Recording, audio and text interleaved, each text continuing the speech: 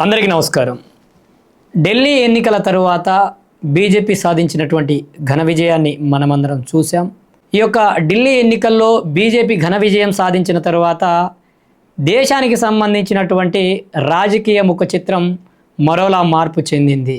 ఇప్పటికే దేశవ్యాప్తంగా 2014 ఎన్నికల తరువాత భారతీయ జనతా పార్టీ ఓ బలమైన శక్తిలా అవతరిస్తూ వస్తూ ఉంది. గతంలో కూడా దేశవ్యాప్తంగా అత్యధిక రాష్ట్రాల్లో భారతీయ జనతా పార్టీ ఎటువంటి అలియన్స్ లేకుండా ఓ బలమైన శక్తిలా, ఓ బలమైన ఆధిపత్య పార్టీలా ఏర్పడినటువంటి సందర్భాలు మనమందరం చూసాం. అయితే ఢిల్లీ ఎన్నికల తర్వాత ఈ యొక్క అంశం మరోమారు ప్రస్తావనకు వచ్చింది.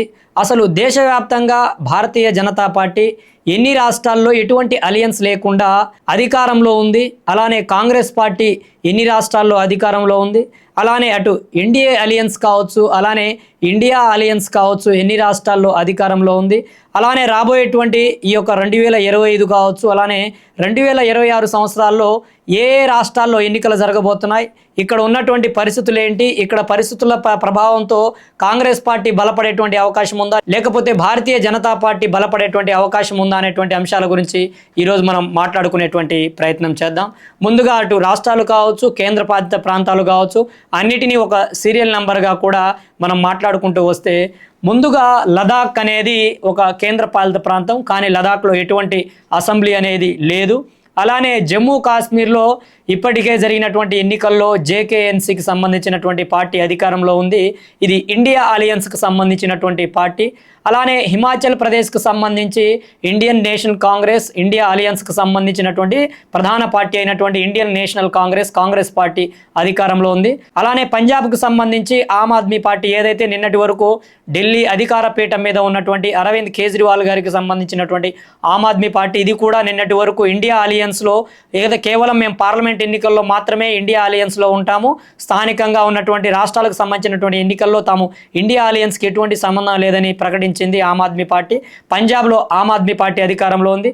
అలానే ఉత్తరాఖండ్లో భారతీయ జనతా పార్టీ అధికారంలో ఉంది. హర్యానాలో భారతీయ జనతా పార్టీ అధికారంలో ఉంది. రాజస్థాన్లో భారతీయ జనతా పార్టీ అధికారంలో ఉంది. అలానే వెలువడినటువంటి ఫలితాల ఆధారంగా ఢిల్లీలో కూడా భారతీయ జనతా పార్టీ అధికారంలో ఉంది. అలానే ఉత్తరప్రదేశ్లో కూడా భారతీయ జనతా పార్టీ అధికారంలో ఉంది. అలానే మధ్యప్రదేశ్కు సంబంధించి కూడా భారతీయ జనతా పార్టీ అధికారంలో ఉంది. గుజరాత్లో కూడా భారతీయ జనతా పార్టీనే అధికారంలో ఉంది. అలానే ఇటీవల జరిగినటువంటి ఎన్నికలకు సంబంధించి ఫలితాల్లో కూడా ఛత్తీస్గఢ్కు సంబంధించి కూడా భారతీయ జనతా పార్టీనే అధికారంలో ఉంది. అలానే మహారాష్ట్రలో కూడా భారతీయ జనతా పార్టీనే అధికారంలో ఉంది. అలానే బీహార్కి సంబంధించి జేడీయూ ఎవరైతే నితీష్ కుమార్ గారు ఉన్నారో, ఏదైతే ఎన్నికలకు సంబంధించి ఆయన స్థిరంగా ఓ స్థానంలో ఉండరు. మొన్నటి వరకు ఇండియా అలయన్స్లో ఉన్నటువంటి జేడీయూ అధినేత అయినటువంటి బీహార్ ముఖ్యమంత్రి నితీష్ కుమార్ గారి పార్టీ ప్రస్తుతం ఎన్డీఏ అలియన్స్లో ఉంది. ఏదైతే national democratic alliance Bharatiya Janata పార్టీకి సంబంధించినటువంటి అలియన్స్లో ప్రస్తుతం బీహార్ కూడా ఉంది. అలానే జార్ఖండ్ కూడా జేఎంఎం పార్టీ ఇండియా అలియన్స్కి సంబంధించినటువంటి పార్టీ, ప్రస్తుతం జార్ఖండ్లో జేఎంఎం అధికారంలో ఉంది. ఈ పార్టీ ఇండియా అలియన్స్లో భాగస్వామిగా ఉంది. అలానే వెస్ట్ బెంగాల్కి సంబంధించి కూడా తృణమూల్ కాంగ్రెస్ ఏదైతే ఉందో, మమతా బెనర్జీ గారు కూడా స్పష్టమైనటువంటి నిర్ణయం ఆమెకి ఎప్పుడు ఉండదు. కొన్ని సందర్భాల్లో ఇండియా అలయన్స్లో ఉంటామంటుంది, కొన్ని సందర్భాల్లో తటస్థంగా ఉంటామంటుంది. కానీ ఆమె అత్యధిక శాతం బీజేపీకి వ్యతిరేకంగా తన నినాదాన్ని, బీజేపీకి వ్యతిరేకంగా తన పోరాటాన్ని కొనసాగిస్తూ వస్తున్నారు. కాబట్టి టీఎంసీని కూడా ఇండియా అలియన్స్లో భాగస్వామ్యంగా మనం అనుకునేటువంటి అవకాశం ఉంది. అలానే ఒడిశాలో కూడా ఇటీవల జరిగినటువంటి ఎన్నికల ఫలితాల్లో బీజేపీ అధికారంలో వచ్చింది. తెలంగాణ రాష్ట్రంలో కాంగ్రెస్ పార్టీ అధికారంలో ఉంది. కర్ణాటక రాష్ట్రంలో కూడా కాంగ్రెస్ పార్టీ ఐఎన్సీ అధికారంలో ఉంది.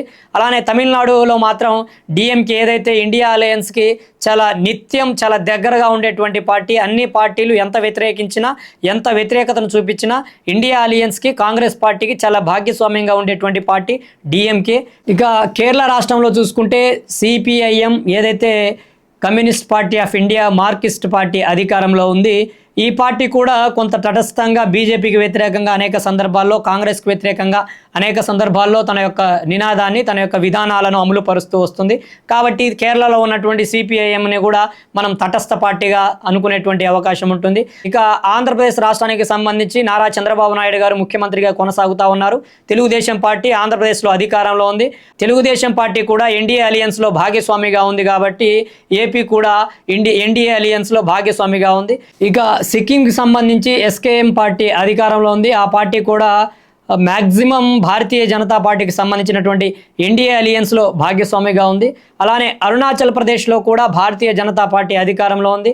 అస్సాంలో కూడా భారతీయ జనతా పార్టీ అధికారంలో ఉంది. మణిపూర్లో కూడా భారతీయ జనతా పార్టీ అధికారంలో ఉంది. త్రిపురలో కూడా భారతీయ జనతా పార్టీ అధికారంలో ఉంది. ఇక మిజోరాంకి సంబంధించి జేపీఎం పార్టీ అధికారంలో ఉంది. ఈ పార్టీ కూడా అనేక సందర్భాల్లో తాము ఇటు ఎన్డీఏ అలియన్స్లో కానీ ఇండియా అలియన్స్లో కానీ ఎటువంటి భాగస్వామ్యం లేదు. తాము స్వతంత్ర ప్రతిపత్తి మీద ఉన్నటువంటి 6 బ్లాకులకు సంబంధించినటువంటి 6 పార్టీలకు సంబంధించినటువంటి ఒక సంక్షేమమైనటువంటి ఒక బలమైనటువంటి సమ్మేళనమే ఈ యొక్క జేపీఎం పార్టీ కాబట్టి తాము ఇండియా అలియన్స్లోనూ లేము, అటు ఎన్డీఏ అలియన్స్లో లేము కూడా అని అనేక సందర్భాల్లో ఈ యొక్క పార్టీ ప్రకటించింది. ఇక నాగాల్యాండ్కి సంబంధించి ఎన్డీపీపీ పార్టీ అధికారంలో ఉంది. ఈ పార్టీ కూడా భారతీయ జనతా పార్టీకి సంబంధించినటువంటి ఎన్డీఏ అలయన్స్లో భాగస్వామిగా ఉంది. ఇక మేఘాలయకు సంబంధించినటువంటి నేషనల్ పీపుల్స్ పార్టీ ఏదైతే అధికారంలో ఉన్న పార్టీ ఏదైతే ఉందో ఈ పార్టీ కూడా భారతీయ జనతా పార్టీకి సంబంధించినటువంటి ఎన్డీఏ అలియన్స్లో భాగస్వామ్యంగా ఉంది. అలానే రాబోయేటువంటి రోజుల్లో కొన్ని రాష్ట్రాల్లో ఎన్నికలు జరుగుతూ ఉన్నాయి.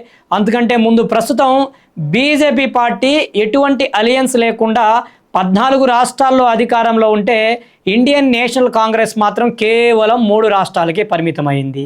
అలానే ఎన్డీఏ అలియన్స్కు సంబంధించి 19 రాష్ట్రాలు అలానే 2 కేంద్రపాలిత ప్రాంతంలో అధికారంలో ఉంటే ఇండియా అలియన్స్కు సంబంధించి 8 రాష్ట్రాలు అలానే ఒక యూనియన్ టెరిటరీ కేంద్రపాలిత ప్రాంతంలో అధికారంతో ముందుకు కొనసాగుతూ ఉంది ఇండియన్ నేషనల్ కాంగ్రెస్కి సంబంధించినటువంటి ఇండియన్ అలియన్స్. అలానే ఇటు లోక్సభలో కావచ్చు, రాజ్యసభకు సంబంధించి ఎన్డీఏకి సంబంధించినటువంటి అలానే ఇండియా అలియన్స్కి సంబంధించినటువంటి బలాబలాల గురించి మాట్లాడుకుంటే లోక్సభలో 543 స్థానాలకు గాను 293 స్థానాల్లో ఈ యొక్క ఎన్డీఏ అలియన్స్కి సంబంధించినటువంటి అభ్యర్థులు విజయం సాధించారు. ప్రస్తుతం లోక్సభలో 293 మందికి సంబంధించినటువంటి బలం ఎన్డీఏ అలియన్స్ కలిగి ఉంది. ఇక రాజ్యసభకు సంబంధించి 245 మందికి గాను రాజ్యసభలో 125 మందితో కూడినటువంటి మద్దతు ఎన్డీఏ అలియన్స్కు ఉంది. ఇక ఇండియా అలియన్స్కు సంబంధించి లోక్సభలో 543 మందికి గాను 238 అలానే 245 మందికి గాను 90 మంది అభ్యర్థులకు సంబంధించినటువంటి బలం ఇటు ఇండియా కూటమికి పార్లమెంటులో ఇటు లోక్సభలో రాజ్యసభలో ఉన్నాయి. అలానే రాబోయేటువంటి కొన్ని రోజుల్లో బీహార్కు సంబంధించినటువంటి ఎన్నికలు 2025లో జరగనున్నాయి. అలానే ఇప్పటికే ఢిల్లీకి సంబంధించినటువంటి ఎన్నికలు జరిగాయి. వాటిలో భారతీయ జనతా పార్టీ ఘన విజయం సాధించింది.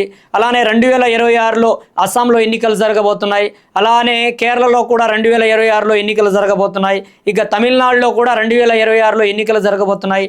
అలానే వెస్ట్ బెంగాల్లో కూడా 2026లో ఎన్నికలు జరగబోతున్నాయి. కాబట్టి ఇప్పుడున్నటువంటి పరిస్థితుల దృష్ట్యా దేశవ్యాప్తంగా భారతీయ జనతా పార్టీ కావచ్చు అలానే ఎన్డీఏ అలియన్స్ చాలా బలమైన శక్తిగా దేశవ్యాప్తంగా విస్తరించింది.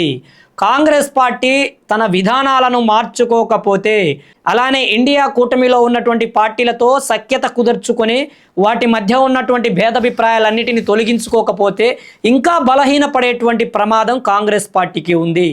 భారత్ జోడో యాత్ర ఏదైతే రాహుల్ గాంధీ గారు చేపట్టినటువంటి భారత్ జోడో యాత్రతో కొంత బలాన్ని పుంజుకున్నటువంటి కాంగ్రెస్ పార్టీ తిరిగి బలహీనపడుతూ ఈ యొక్క ఇండియా మిత్రపక్షాలతో వస్తున్నటువంటి భేదాభిప్రాయాలు లేకపోతే వారికి సంబంధించినటువంటి కొన్ని అభిప్రాయాల భేదంతో ఇప్పటికే ఇండియా కూటమి కావచ్చు కాంగ్రెస్ పార్టీని వ్యతిరేకిస్తాయి. ఇండియా కూటమిలో ఉన్నటువంటి అనేక పార్టీలు స్వరాన్ని వినిపిస్తున్నటువంటి పరిస్థితి. వీటన్నిటిని చక్కబెట్టుకోకపోతే రాబోయేటువంటి ఎన్నికలలో కావచ్చు, రాబోయేటువంటి రాష్ట్రాలకు సంబంధించినటువంటి ఎన్నికల్లో కావచ్చు, లేకపోతే 2029కి సంబంధించినటువంటి పార్లమెంట్ ఎన్నికలకు సంబంధించి కూడా ఈ యొక్క ఎన్డీఏ అలయన్స్ని ఓడించడం ఇండియా అలయన్స్ వల్ల కాలేదు అనేది అయితే నగ్న సత్యం. ఇప్పటికైనా భారతీయ జనతా పార్టీతో పోటీ పడాలనుకునేటువంటి ఇండియన్ నేషనల్ కాంగ్రెస్ పార్టీకి సంబంధించినటువంటి కార్యవర్గం ఏదైతే ఉందో తగు జాగ్రత్తలతో నూతన ప్రణాళికలతో ముందుకు వెళ్లాల్సినటువంటి అవసరం ఉంది. అలానే నరేంద్ర మోదీ గారి యొక్క దిక్సూచితో, నరేంద్ర మోదీ గారి యొక్క ముందు చూపుతో ఈ యొక్క ఎన్డీఏ అలయన్స్ కావచ్చు, భారతీయ జనతా పార్టీ కావచ్చు, బలమైన శక్తిగా చాప కింద నీరులా దేశవ్యాప్తంగా విస్తరిస్తూ బలపడతా వెళ్తూ ఉంది.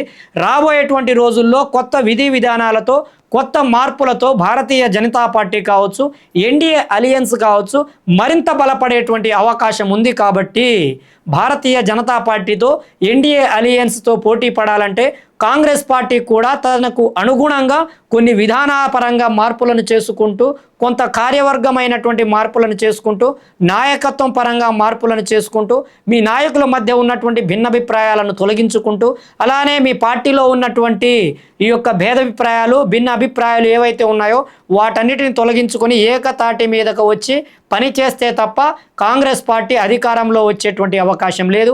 అలానే దేశవ్యాప్తంగా కూడా కాంగ్రెస్ పార్టీ కనుమరుగయ్యేటువంటి ప్రమాదం ఉంది.